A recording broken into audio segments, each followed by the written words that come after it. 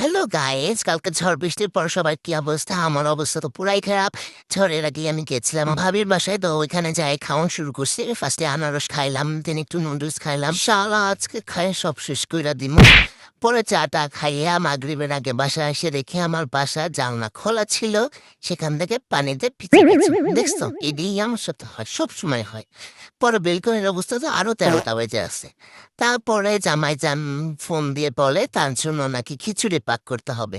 তো গেলাম খিচুড়ি পাক করতে, বোম্বাই দিয়ে খিচুড়ি করেছিলাম। খিচুড়িটা খুব মজা হয়েছিল, তাই যে এত মজা হয়েছিল না, তোমরা যদি খাইতা একদম প্রেমে পড়া যাইতা, আমার পিছন পিছন ঘুরতা। তো এই যে আমি খিচুড়ি রান্না করতেছি, দেখছো নি খারবারটা কড়াইও লগে লগে ঘুরে, এটা কোনো কথা? পরে মশলা সব কষায় সুন্দর করে চাল আর ডাল ধুয়ে রেখেছিলাম, ওটা দিয়ে দিলাম। পরে লাড়তে গেছি, শালার কড়াইয়ের আজকে হয়েছেটা কি? দেন পরে কড়াইটাকে সুন্দর করে ধরে ভাজা ভাজা করে নিব চাল। চাল ভাজা ভাজা করে নিয়ে পানি দিয়ে দিয়েছি। তারপরেই তো আমাদের খিচুড়িটা হয়ে গেছে। এটা খেতে খুব মজা হয়েছিল। খিচুড়ির সঙ্গে খাওয়ার জন্য বেগুন ভাজা, আলু ভর্তা আর মাছ ভাজা করেছিলাম। খাবারটা আসলে খুব মজা ছিল, আমার জামাইও খুব খুশি হয়েছিল। তো তৃপ্তি করে খাইলাম। সো ভালো থাকবা, আল্লাহ হাফেজ, বাই।